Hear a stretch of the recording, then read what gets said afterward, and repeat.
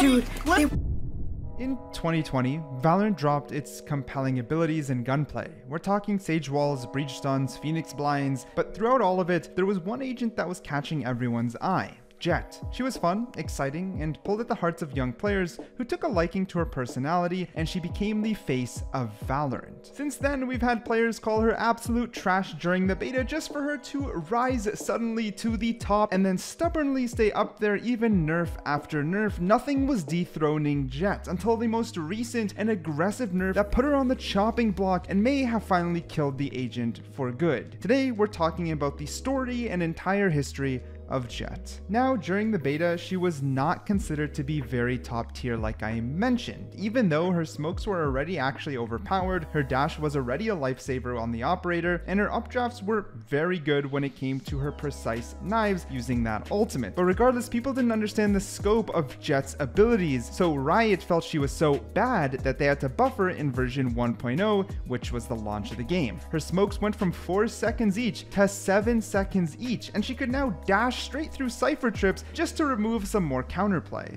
However, as these buffs happened, people were already starting to learn Jett, and this paired with the changes had her pick rate start to skyrocket. Top players like Ye, Tens, Shazam, Sined, Forsaken, Wardell, all absolutely insane using Jett's mechanics, started to master this agent. All these buffs resulted in a sudden pick rate of 80% in pro play, but continued to creep up slowly, peaking at 85%. Jett is once again referred to as a bad agent, but for the opposite problems, because she is now overpowered. But nothing's crazier than the fact that Valorant left Jett pretty much dominating until patch 4.08, episode 4, act 3. From the launch of the game till 4.08, she remained a solo carry god.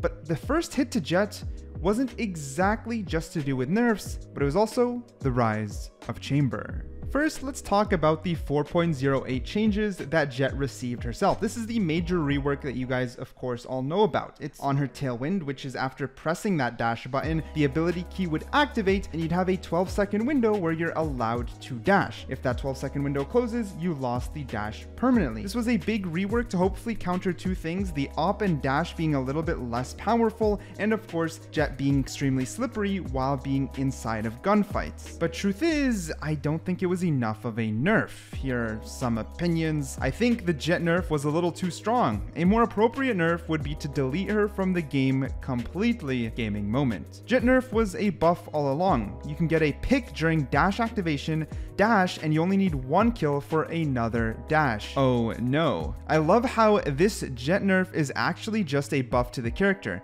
Here's to 2 more years of Jett. People think Jett dash nerf was going to be the end of the world for her. Bro, just press before you peek. And all these were the truth. The general consensus was that the Jett nerf was long overdue, very much needed, but wasn't very strong. She was still a fan favorite pick in the competitive games, but that little delay on her dash did make way for the rise of an already strong Chamber to continue to dominate. This is where Jett, in my opinion, segmented. Now here's a Shazam clip, and you need to understand that Jett is still extremely strong in the meta, especially with the operator, and as a solo duo Q carry, she remained top tier. It's the pro players that took a different approach. They segmented the other way. In Valorant Champions Tour 2, Chamber's pick actually skyrocketed, and Jett's picks, well, they were nowhere to be seen. Chamber simply had a better skill set for them. His teleport worked just like the one press of a button that Jett used to be. No wrong direction, no way to mess up, you get out of there. His trip was really strong in the pro level, and his operator was faster and better than a normal operator. Then there was the pocket sheriff that we don't even need to talk about, but similar to Jett's knives, it was pinpoint accurate, but you could use it on a save round. Now don't get me wrong, Chamber was extremely busted even in solo queue, but it's stuff like that little pocket guardian being so strong because pros just have better aim. More and more, we saw the highest level of skill players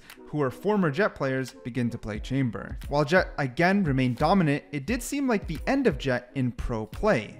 But then we go to episode 5, Act 3, where Riot decided to nerf Chamber, but it did change the meta for Jett once more. After the Chamber nerfs, indeed, Jett's pick rate and play rate went up substantially. Now, she did become meta again, but just to make it clear, she didn't rise to the point of before. She didn't rise to 85% pick rate. She was just strong. She was solid, and she was a threat to be reckoned with. I would actually argue that it's mainly in solo queue where things took a very strong turn. In pro play, we still saw a mix of variety, but in solo queue, the amount of Radiant Jett mains on the leaderboard was pretty intense. And what's crazy is as long as most likely you and I can remember, Jett still had one job, and she did it very well. Smoke, jump in, and wreak havoc. Either get your pick and then re-smoke again to get out, because they came out instantly and you were able to use them like little smoke bombs. You could use them in a variety of different ways, and that is always how you'll remember Jett. If things weren't working, add an updraft into the mix and then dash in. You'd come flying from above and it was hard to eliminate her.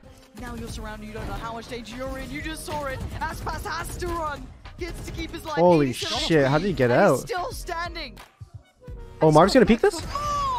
Better yet, not only did you again have another smoke, but you even had another updraft. Jett's entry potential was very unmatched, and that is why she remained dominant. But if that was her only strength, it wouldn't be a big deal. She's a duelist after all, and taking away that identity doesn't make sense. What made Jett even more powerful is again the things around her. If you tried to pick her off and she had her updrafts, her dash, and smokes ready, spam utility was literally too strong, to the point where in Riot's patch notes, this is a big reason she received the nerfs. They genuinely said that randomly updrafting and spinning in circles to try to get out sometimes ended up working, and they didn't like that spam ability. It was the fact that you could randomly throw down a smoke and counter so much utility and so much counterplay on Jett that they didn't like. It was her get out of jail free card that she had a little too often. And all this is true. Like that one tweet said, when they mentioned seeing Jett for another 2 years, they really weren't wrong, but Riot eventually did come through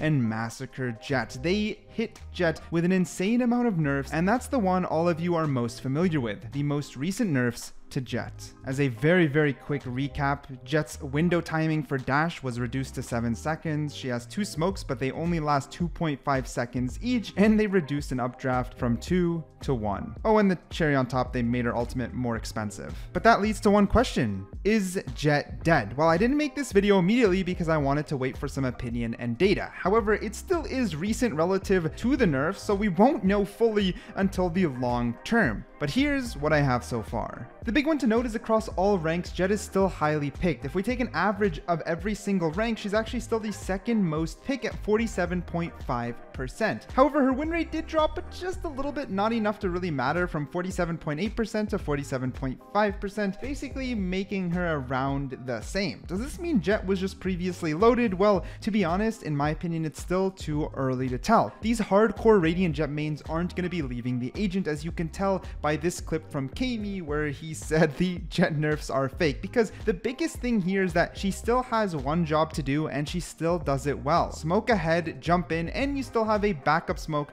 to play around on site. You can still updraft to make sure that site is completely taken, or still use it defensively. Better yet, you can get up on high angles quickly and reposition, but you can no longer do the knife double updraft cheeses, which were not fun for anyone except the Jett main who hit the clip. In my opinion, as of right now, what Jett is just a shaved off version of her previous self. She's still strong where she's supposed to be strong, but a lot more punishable for people who aren't cracked out of their mind. Overall, will this make the agent too inaccessible, especially at the lower ranks where her pick rate has drastically dropped a lot more? Maybe she's just a more skillful agent, but no one's really gonna be mad about that. If the nerfs were truly far too strong, we'll see it over time in casual and pro play, and Riot will react normally. But as of right now, I don't think they're that bad.